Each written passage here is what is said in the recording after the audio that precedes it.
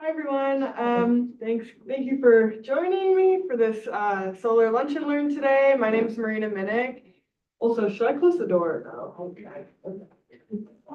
And also, hello to everyone virtually. I am the solar programs coordinator at Citizens Utility Board, and today we're going to talk about solar and the different options you have when thinking about going solar. So we're going to start with who CUB is, Citizens Utility Board, and then we'll go into the benefits and basics of solar. So why would you want to go solar and what does that look like? Then we'll get into current incentives for going solar. And there are a few different options that you have. So things like leasing versus owning, a program called community solar, the state income eligible program called Solar for All, and then a group buy program called Solar Switch Chicagoland. So I'll kind of go through all of those, and then I'll finish with a little bit of energy efficiency. So to start off, again, I'm with Citizens Utility Board, or CUB. We are a nonprofit, nonpartisan organization that focuses on consumer protections for utility ratepayers. So if you pay a gas or electric bill or water, cable, internet, and phone, landline, we have teams of people working to protect you. So we have a legal team that intervenes in all rate hike cases. So anytime a utility wants to raise their rates, they have CUB lawyers fighting against them, trying to bat that down. We have a policy team and they work on advocating for clean and affordable energy policy here in Illinois. Then we also have a consumer advocacy department and they run our hotline. So we do have a hotline that you can call weekdays 9 to 5.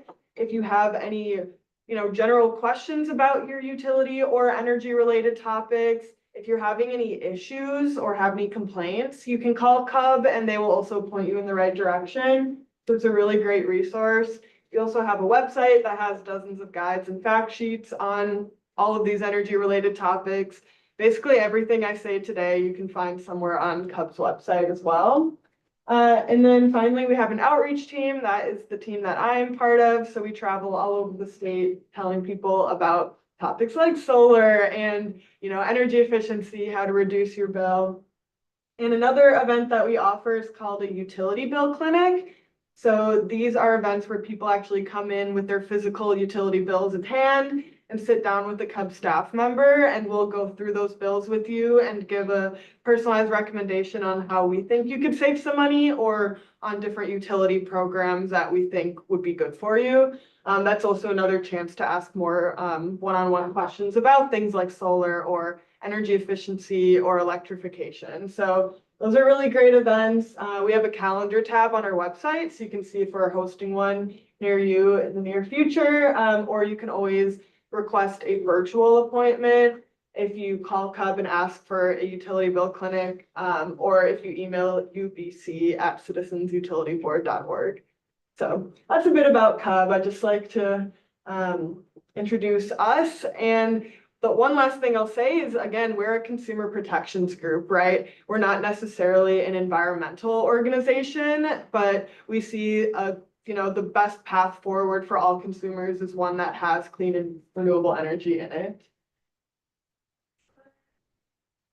So benefits of going solar, we can go next. There are quite a few, so I've kind of boiled them down to 4 main points. First one is the environment. Currently, we get a lot of our power by burning fossil fuels. And when we burn fossil fuels to create power, we are emitting carbon dioxide and other greenhouse gases into our atmosphere, which cause and accelerate climate change. And climate change is bad. I'll just leave it at that. We definitely want to fight against it. So by transitioning away from burning fossil fuels and toward renewables for our power, we are able to greatly help the environment and reduce those carbon emissions. Not only are we emitting, carbon dioxide and greenhouse gases when we burn fossil fuels, we're also emitting really harmful chemicals into the air and water, things like nitrous oxides, sulfur dioxide, and particulate matter emissions. Those are all really harmful for our health, for the air, water, and animals. So again, by transitioning toward renewables, we're able to greatly reduce those emissions. Thirdly is jobs. So there's a great opportunity for workforce development in the green industry, and Illinois is specifically working to create low to no cost and high quality training programs with jobs waiting on the other end, so that say you are transitioning from a fossil fuel job toward a clean job, you have an easy way to do it. Or again, if you're just, a person out there who would like to work on solar or some other clean energy technology, you have an easy way to do that. And then finally, savings. Again, CUB is very focused on reducing people's bills and their energy usage. And by switching to solar, you can definitely see very significant savings on your monthly electric bills. Solar can also help to increase the value of your home. So those are a few benefits of going solar. Now we can get to the basics. So one of the main questions I get asked is, does Illinois have enough sun for solar to make sense? I would like to say the answer is yes, and I try to prove it with this solar irradiance map on the screen. So here in the red part of the map is where we get the most amount of sun in the country. That's like Arizona, New Mexico, Southern California, right? And then where the map is blue and purple is where we get the least amount of sun. So really hard to see, but kind of Pacific Northwest area and also Alaska. And then the green color is kind of the average amount of sun, and that's where Illinois sits.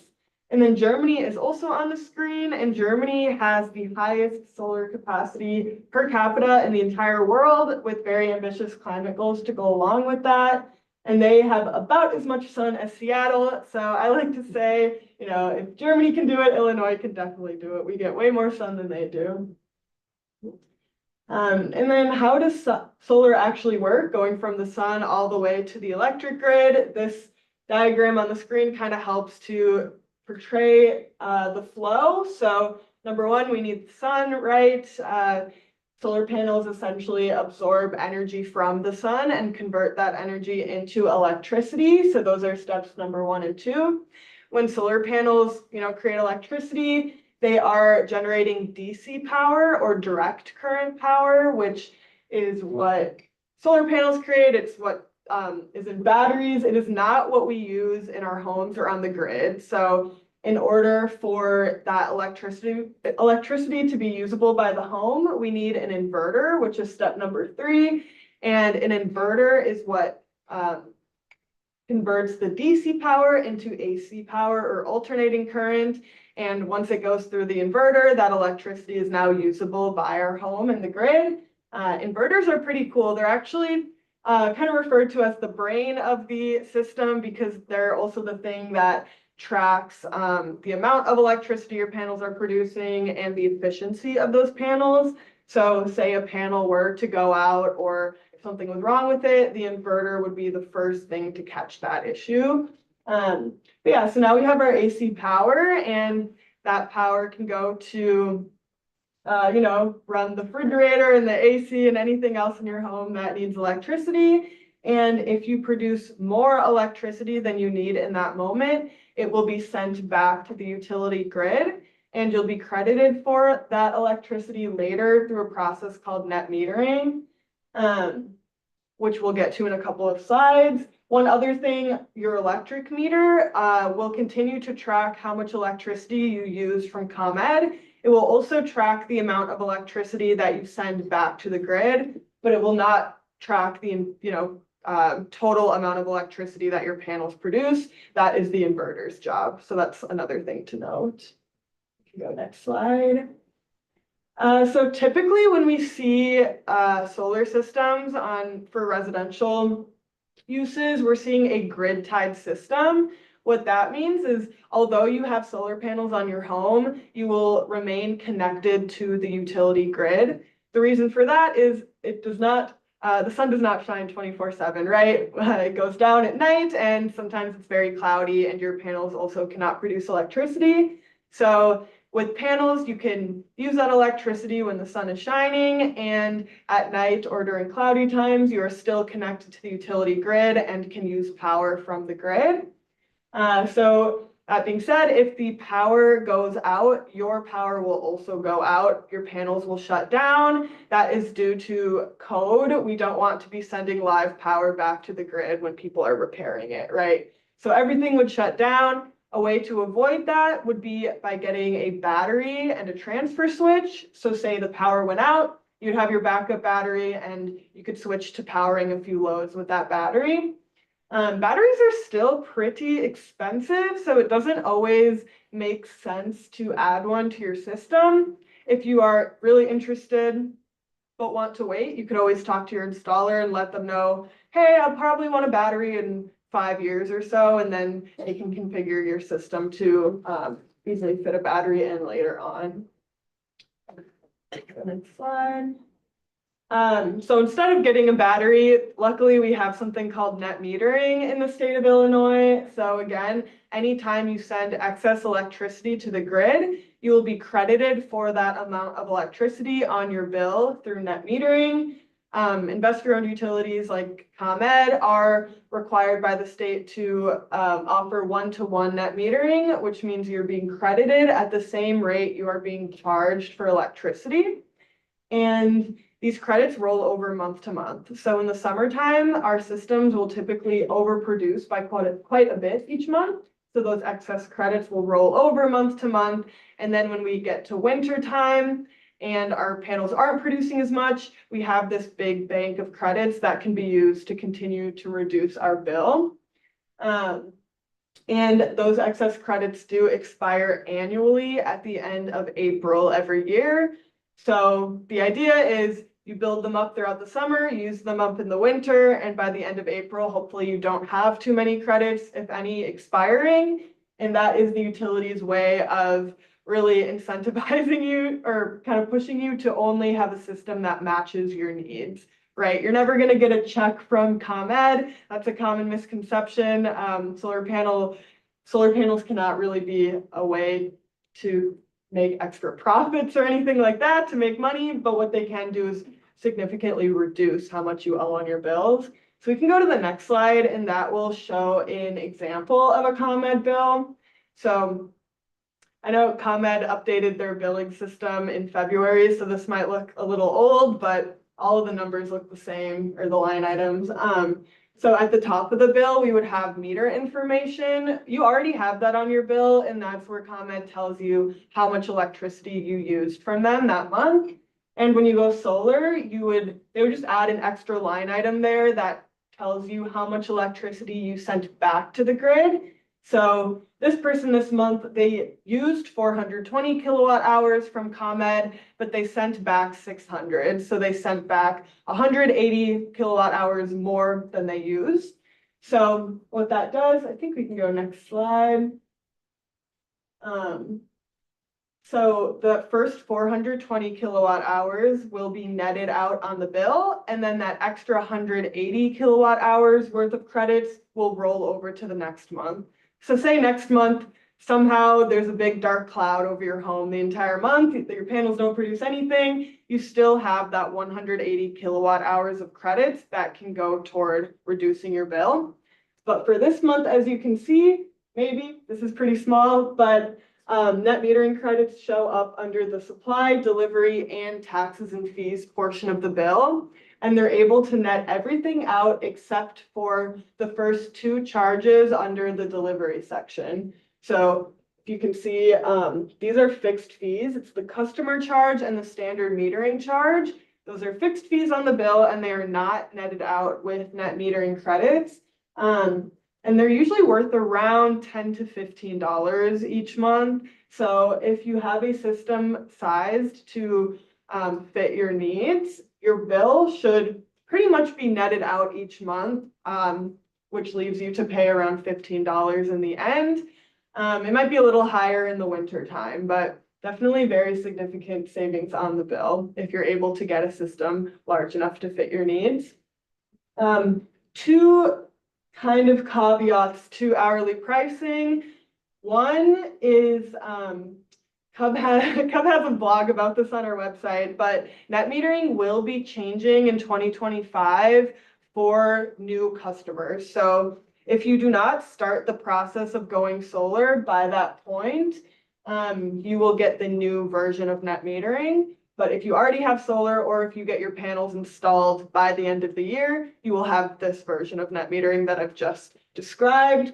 The new version of net metering looks more like a rebate with reduced net metering policy through the lifetime of the system. So you would get an upfront rebate for your system from ComEd, and then what the net metering would look like is, rather than covering supply, delivery, and taxes and fees, it would just cover supply, and it would maybe cover some taxes and fees. The rules have not been written, and I think that will happen in October, so I don't quite know every single line item that they'll cover, but the main point is that you will have to, starting in 2025 as a new solar customer, pay for the entire delivery section of your bill and not just those two fixed, or, not just the two fixed fees. Yeah. Does that make sense? And do we have any questions? Yeah. Well, in this example here, what do you think the end cost would be to the client, customer with the new system? Yeah, probably. I mean, it's hard to say. I guess like if we literally look at it, it would be, rather than $15, it'd be $30.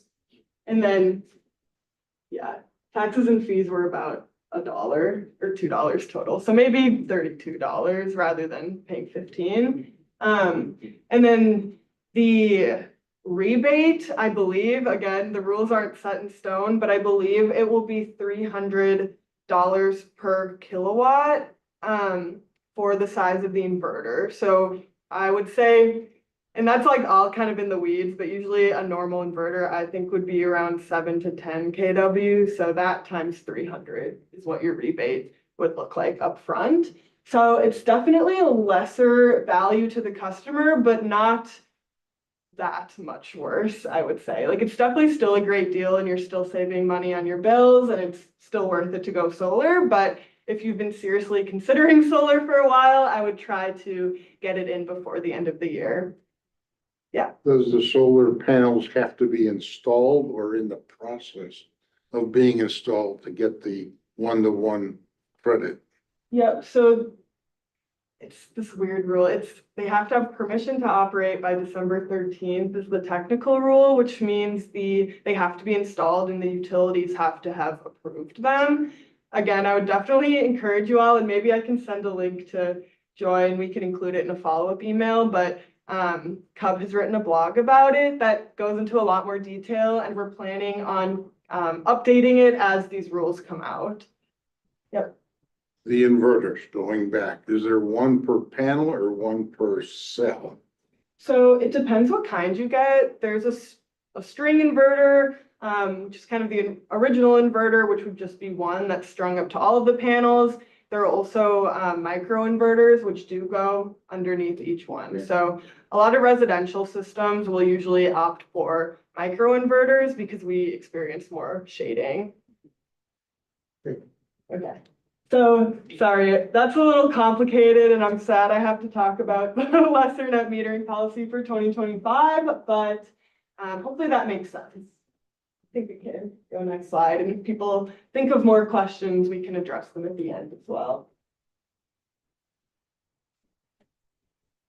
Great, so what kind of roof is right for solar? Not every roof is going to be a good fit to host a solar system. So the most important thing is that your sun is getting your roof is getting very good sunlight. We call the hours of 9 a.m. to 3 p.m. the solar window. So those are the most important hours to be getting really good sun. The next thing is the direction of your roof. So a south-facing roof is going to be the most ideal for solar. East and west-facing roofs are still good, but you may need around 10 to 20% more panels to get the same output that a south-facing roof would give you. And then a north-facing roof is not ideal unless you have a very low roof pitch, like 5 to 10 degrees. If you're curious how much sun your roof gets, you can go to Google Project Sunroof and just type in your address and they'll populate an image like the one on the screen. Or ComEd also has a solar calculator program, which will do a similar thing and let you know the solar potential of your roof. But if you want, a better idea of actually how big that system has to be and how much it would cost, then you should definitely go to an installer. I know these programs kind of have cost estimates, but they're not the most accurate. And then some other considerations or questions. Obviously, we live in the Midwest. We get some pretty harsh weather. So how do solar panels handle those? We can start with snow. If panels are completely covered with snow, they are not going to produce electricity, right? But similarly to roofs, usually with panels, the edges will melt off first. And once part of the panels are exposed, they will start to produce electricity. And when panels produce electricity, they heat up a bit, and that usually helps to melt the rest of the snow off. If you do have like long-term snow sitting on your panels, that weight does not damage the panels, so they're rated to withstand that. The next thing is hail. So industry standard is that panels can take 1-inch hail going 50 miles per hour at least, so they are quite strong. But again, if you have huge hail coming toward the panels, then that might end up in you needing to replace them. And then the final thing is wind loading. Sometimes people are concerned that the gap between the roof and the panels could create a wind sail. They're also rated to withstand that. There's really only about a 3-inch gap in between the roof and the panels. The next thing is roof condition. So solar panels usually have a manufacturer warranty of around 25 years and will last much longer than that. They only have a degradation rate of around 0.5% a year. So, you can have your panels up on the roof for quite some time, and it's important that your roof can also last the lifetime of the panels or close to the lifetime. So if you do have an older roof, you might want to consider replacing it before going solar. The reason for that is, if you do have to replace the whole roof while you have panels up, you will have to pay for the labor to take the panels down and put them back up. So it's a good idea to try to avoid that. And then finally, squirrels. If you have a lot of squirrels in your yard, you may be at risk at those squirrels or other critters getting in between the gap of the roof and the panels and getting at the wires. So if that's a potential concern, you should talk to your installer about it. There's something called a critter guard that closes the gap between the roof and the panels around the perimeter of the system. And again, that might be a good idea if you have a squirrel problem. Okay, next slide. All right, so now we can get into incentives for going solar. So the incentives right now are quite good. There are two main ones that I'll talk about, and I'll go through them one by one. The first one is the state incentive. It's a program that allows you to sell your renewable energy credits through that state program, and that money can usually cover around 30 to 35% of the total project cost. Next, we have the federal tax credit, which is set at 30%. And then finally, that net metering also is a huge benefit and helps you to pay your system back faster because you're paying a greatly reduced ComEd or electric utility bill. And then two other kind of random things I like to mention here. One is that your homeowners association is not allowed to outright block you from going solar in the state of Illinois. They can make rules that make it more difficult to go solar, like no solar to be seen from the street, something like that, but they are not allowed to outright block you. And I get a lot of questions about insurance policy. It's just a good idea to talk to your provider before going solar because they're all a bit different. Some people's insurance doesn't really change at all, some does, or they need to add something to their policy. So just talk to your provider beforehand. So now we can go into the incentives one by one. Start with the state incentive. This is through a program called Illinois Shines. And Illinois Shines was created back in 2016 with the passage of the Future Energy Jobs Act, or FEJA. And then it was expanded and re-upped in 2021 with the passage of the Climate and Equitable Jobs Act, which we call CEJA. So if you're ever talking about energy policy in Illinois, FEJA and CEJA were really important for our solar programs and policy. So Illinois Shines is a program that allows you to essentially sell your renewable energy credits at a better rate. And for 15 years. So what's a renewable energy credit? One of those is produced every time a renewable energy system produces 1,000 kilowatt hours of electricity or 1 megawatt hour. So when you get your panels put on your home, your installer or an approved vendor of the Illinois Shines program will estimate the amount of electricity or RECs, right, renewable energy credits, that your panels will produce over the course of 15 years. And that will be multiplied by the current value of the REC that the state has come up with.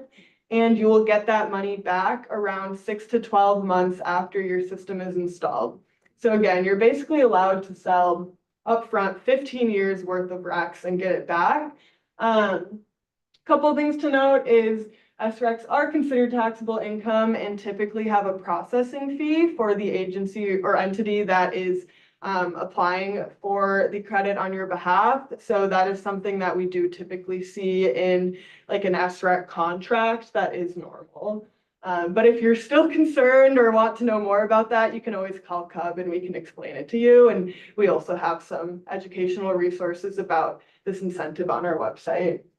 But again, even after like processing fee and everything, this is going to come out to be around 30% of your total project cost. And that's done automatically by the installer or the company, or So do that I is- have to request it? If they're a reputable installer, they would let you know about this. There's a lot of paperwork to sign with it as well. It's a pretty big contract. So I would definitely ask any installer you're working with if they're aware of Illinois Shines and if they will apply for it on your behalf. Yep. Thank you. Yeah. Yeah. Go next slide. So next we have the federal tax credit, which is currently set at 30% thanks to the passage of the Inflation Reduction Act back in 2022.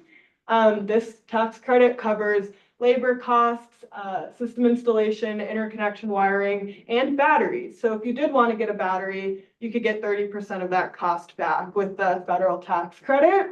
And essentially, this is a non-refundable tax credit that will reduce what you owe on your federal income taxes. So if you do not owe federal income taxes, then this credit is not very useful. But if you do, that's great. And if the credit is worth more than what you owe in 1 year, you are able to roll it over for as long as the credit is available.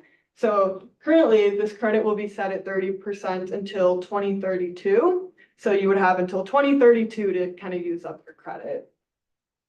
Yeah. Could you repeat that again? As far as the federal tax credit goes, Yeah, so it's what we call a non-refundable tax credit. So it would reduce what you owe on your federal income taxes. and if you don't owe taxes, but you get a refund, Then, You're yeah, screwed. yeah, yeah, unfortunately. And I know back in 2022 with the Inflation Reduction Act, they did create a direct pay option for like non-taxable entities. Like DuPage County could now use the tax credit even though they don't owe federal income taxes. But unfortunately, they did not include individual people within that rule. So yeah, if you don't owe, then you can't use the credit, unfortunately. they hit. But again, good to know so that you don't have anyone trying to tell you that you can use it, right? Yeah, because they've all said we could, Okay. but they didn't stipulate that you have to owe taxes to get it back. Yeah, that's an important component. Yeah. All right, we can go next slide. So this is kind of some very, very back of the napkin math to show you what your system could look like before and after incentives. So we have a starting cost of around $23,000, and then the Illinois SREC knocks off $7,500. I just set that at like 32%, I think. The tax credit will knock off another $6,800, and then you're left paying just over $8,000 rather than the $22,000. Again, if you are able to get that federal tax credit. I like to mention, of course, you do owe the $22,000 up at the start. So typically people will get some kind of bridge loan to cover that cost until the incentives come back. Most installers will offer multiple financial packages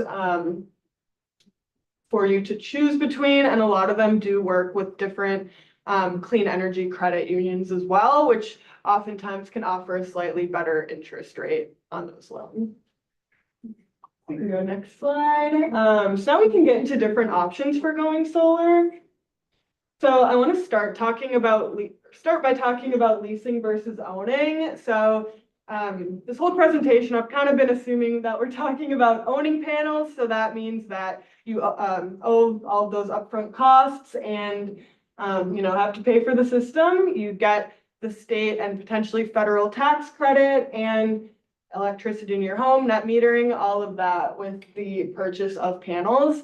There are technically two other options you could do. There is leasing the system. So with a lease, solar installer would put the panels on your home. They would remain the owner of the system. So they would get the state and federal incentive, and you would get the electricity in your home and the net metering. And you would also owe them a fixed monthly payment because you're essentially renting the panels or renting your electricity from the installer. So that is one option. And there's also a power purchase agreement, which is very similar to a lease, but rather than paying a fixed monthly fee, you would be paying a price per kilowatt hour for the electricity produced by your panels. This one's a lot less common for a residential contract. But if you did have a PPA, that would mean that the amount of money that you're paying each month would vary because it's depending on how much your panels are producing.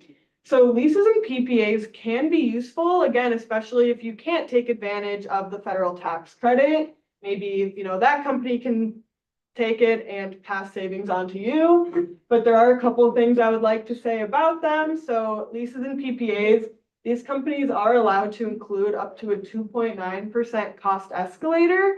So if it's a 20-year lease, you're going to be paying a lot more at the end than you were at the start, potentially, if that's in your contract. So that's something to look out for. They can also make it tricky to transfer that lease to, say, a new homeowner. So if you are planning on moving, you may want to, again, be careful with that contract and make sure that it's transferable. And I'll just say that a lot of companies that offer leases typically have much more aggressive marketing practices. They're the ones that are going door to door or sitting at Walmart or in front of a grocery store trying to get you to sign up and commit to going solar on the spot. And they're also marketing these panels as free, which, yeah, there's no upfront costs, but you do have to pay for them month to month. So we recommend first exploring your ownership options, seeing if that could work with you and how the savings would play out. And, if that doesn't work, then you can look into a lease or a PPA. And again, always get 3 to 4 quotes, whether you're doing ownership or a lease, right? The lease is not guaranteed to be a good deal, and neither is the cost of the panels. So you definitely want to get multiple quotes to have something to compare between. Next slide. Do you have a question? Yeah. Okay. The next one is community solar. So community solar is a great program for people who are not able to put panels up on their roof or just don't want to. So it's a great program for renters, condo owners, or people with shaded roofs. And it allows you to subscribe to a small portion of a large solar farm. So there are a lot of companies in Illinois building farms all over the place. And again, based on the size of your electricity usage, you would be assigned a portion of that farm. So if you have lower usage, maybe you would get 5 panels. If you have higher usage, maybe you would get 60 panels, right? And these companies are also typically receiving incentive money through Illinois Shines, which means they have some extra cash that they can pass off to subscribers. So I'll show in a couple slides, but usually what you're paying for community solar is going to be less than what you're paying for energy from ComEd. So you can go to the next slide. You're allowed to subscribe to any community solar farm as long as it is located within your utility territory. So if you're in ComEd, you can subscribe to any ComEd farm, even if it's 100 miles away. The reason for that is these farms are all pumping this electricity onto the ComEd grid, same grid that you're receiving your electricity from. So I'm not saying the exact electrons are being routed directly to your home, but it's kind of an indirect way to sign up for solar. And then is anyone in here a municipal utility customer for electric? Okay. That would be me, yeah. Oh, so unfortunately, unless there was a farm built directly in your municipal electric utility territory, you would not be able to sign up to like a ComEd farm. And I did mention there are a lot of companies that offer community solar. This is not the full list. Cub runs a website called solarinthecommunity.com, and I have some flyers on this table as well, where we keep track of all of these companies, list them side by side in a chart. We also have blog posts about each one, so you can kind of figure out how they differ and which one would work best for you. And again, all of them are offering around 10 to 20% savings on the supply rate. So kind of how that works is typically with community solar, you would be paying two bills. You'd pay your ComEd bill and your community solar bill. Your ComEd bill would have a big credit on it for any electricity produced by your farm. So you're not paying ComEd for that electricity. You're paying the community solar company for the electricity at a lower rate. So it's a really nice program that helps save a little bit of money on the bill, and you can help to support the growth of renewables right here in the state. So again, we're always updating that. It's a good resource. Next option is Illinois Solar for All. This is the sister program to Illinois Shines, and it provides incentives for residential solar, nonprofit, and public facility solar. That for residential, it's for income eligible residents, and for nonprofits and public facilities, it is for buildings that are located within income eligible or environmental justice zones. Those are all mapped out on the website if you're curious. And for residential solar specifically, if you are at or below 80% area median income, you would qualify for the solar program, Illinois Solar for All. You could either do residential solar, or there are some community solar farms through Illinois Solar for All. And for the residential category, like if you're going to get panels on your home, there are zero upfront costs, and it's typically set up as a lease, but with guaranteed savings and very strict restrictions on what the solar installers could charge for that lease. It's seen as a low to no cost program. And then for community solar, I mentioned the market rate farms offer around a 10 to 20% discount on the supply. For Solar for All, they are required to offer at least a 50% discount on the supply. So savings are just a bit more significant. In this area, 80% area median income would be around $83,000 for a family of four. And that will vary by region and household size. So if you are curious if you fall within the eligibility, you can go to illinoissfa.com to learn more. Or again, I have some sheets on the table if you want to grab one after. But that's a great way to go solar, and probably the cheapest way to go solar in the state if you do qualify.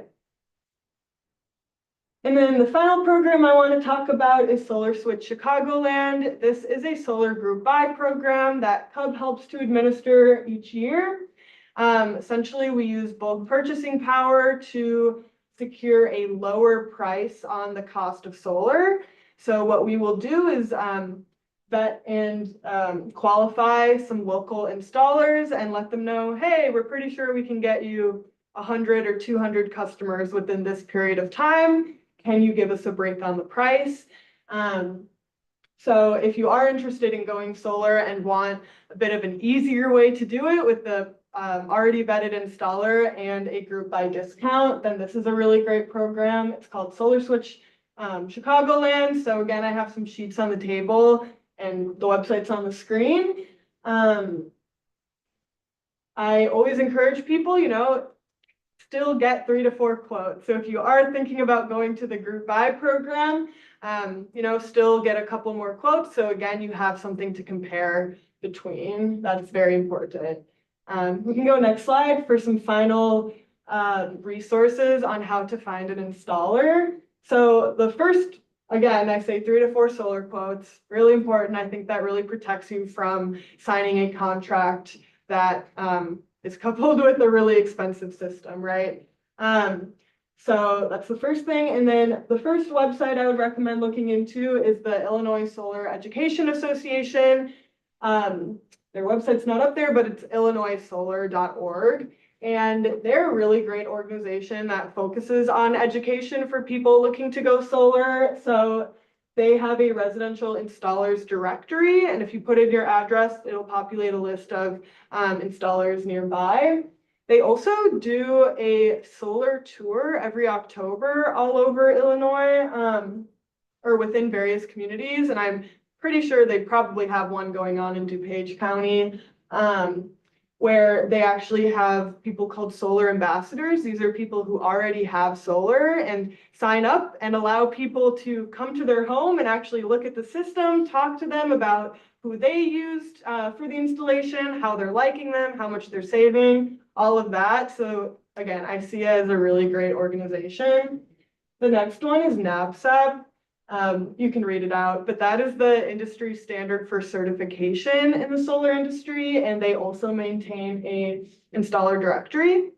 And then I think one of the biggest resources everyone should take advantage of is Illinois Shines. Again, this is the program that the SREC incentive is coming out of. And they also have a really wonderful consumer protections hub. So what does that mean? They have every complaint that has been filed through the state is listed on that website. So you can actually go and see how many complaints your installer has or doesn't have. So that's great. If something were to go wrong later down the road, they're a great resource as well, because again, in order for a company to offer this incentive, they have to be in good standing with the program. So if they're not responding to you or you're having an issue, Illinois Shines will reach out to them and say, hey, if you don't respond or resolve this issue, you will be suspended until you fix the problem. So they have a pretty good way of pushing installers to behave. And again, Illinois Shines just has other educational resources that I have found very helpful.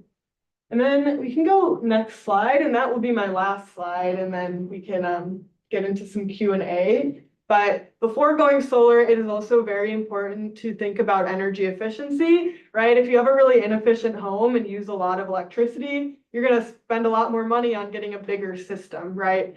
Versus if you can get your usage down, you can save money and get a smaller solar system. So some easy things to think about. First is LED lighting.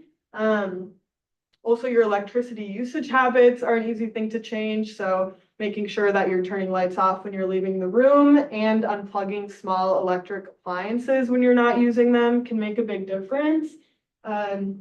If one of your appliances is in need of replacing, you could consider an Energy Star appliance. And then weatherization is also very important, making sure that your home is properly insulated and sealing windows and doors the best you can also makes a big difference. There is some money for these projects. If you check out ComEd.com/ways to save, you can find some rebates for appliances, and they also have a home energy assessment that is free to customers, either in person or kind of a self-assessment, which would be a questionnaire online that you would fill out. And either way, they would give you some personal recommendations on how to save money and provide some freebies as well. So free LED light bulbs, programmable thermostat, faucet aerators and shower heads, and I think a couple other things. So that's a good idea as well, and completely free to you. And yes, last thing, if you are actually planning on using more electricity in the near future, maybe you want to purchase an electric vehicle, or you're thinking of switching some of your natural gas appliances to electric appliances over the next few years, you can let your installer know, and they can oversize your system a little bit to make sure that it fits your future energy needs, because it's a lot easier to throw a couple extra panels up now rather than trying to add them later. Most installers are not going to get up on your roof just to install 2 panels. It's not really worth it for them, so it's better to do it ahead of time. So that's something to consider as well. And yeah, I think the last slide is just my email, Cubs hotline, and our website, which our hotline and website can also be found on the little blue brochure on the table. But that is about all I have for you today, and it looks like we have a good 10 minutes for some Q&A. Thank you, Marina. I'm gonna have you, if it's okay, if I can get you to. There we go. And then Craig's going to read the online questions. Okay, so Joe D has 3 questions. The first one is, your diagram does not include a battery for storage when the sun is not shining, like at night or in the winter, and he just wants to know why. Yeah, I would say I did not make that diagram. So I kind of just pulled that from the internet and use it. Again, this might have been asked before I got to my battery slide. I don't know where to look, but yeah, I would say batteries are just a bit expensive, and while we have net metering, we don't always recommend them for every household. But again, if you experience more frequent power outages, or you really need a backup electric or need constant electricity for whatever reason, then they can be a good idea. So yeah. And then his next question is, did you say state rec is based on lifetime production? If yes, how is that estimated given weather, et cetera, variations? What if system doesn't perform as advertised, et cetera, that affects actual performance? Yeah, so it's for 15 years worth of production, and usually how the SREC works is they'll keep like the 15th year of money as kind of collateral, and say during any point during that 15 years, your system doesn't produce what they estimated it to, they would use some of that money to kind of pay back for that. And if you never use it, then you would get that money back in the end. And typically these contracts are set up as 3-year rolling averages. So say your system years 10, 11, and 12, maybe year 10, it underproduced what it was estimated to produce, but then you made it up in years 11 and 12, you would be good to go. So, but say maybe something went wrong with your panels for a whole year, like really underproduced, something like that, then there is a potential that you could owe, a couple $100 back at a few different points during the 15 years. Okay, and then last he asked, so community solar is not net metering. I think he meant net metering, correct? Please go back to a typical bill and show where the credit shows up, if I understood it correctly. Yeah, so community solar does use a version of net metering, and those credits would show up under the supply portion of the bill only. But if it's larger than what the supply portion is, it will go to net out other sections of the bill. So you could have a $0 ComEd bill through community solar, and again, just pay that money over to the community solar company. And doesn't happen as often with community solar, but you can also, maybe produce more than you use that month, and those community solar net metering credits can also roll over month to month, and those never expire. Good. That was it. All right. Any other questions in the Yeah. room? Yep. Another question, going back to tax credits. And if you don't qualify for the federal tax credit, Is it right? you will still qualify for the state credit, Yes. regardless So- of whether you'll tax it or not. Yeah, state credit is good. And I would say it is still worth it. I mean, if you look at the rest of the Midwest, most of them do not have the state incentive that we do, and people are going solar just with the federal tax credit, and they're about equivalent. So in terms of how much money you get back. So I would say in Illinois, like if you are able to get both, you're extra lucky, but even, just one of them is still a good deal. And again, if you can find a lease deal that is a good, or a lease that's a good deal, then that could potentially be worth it, just because you yourself are not able to claim the federal tax credit, but they would be able to.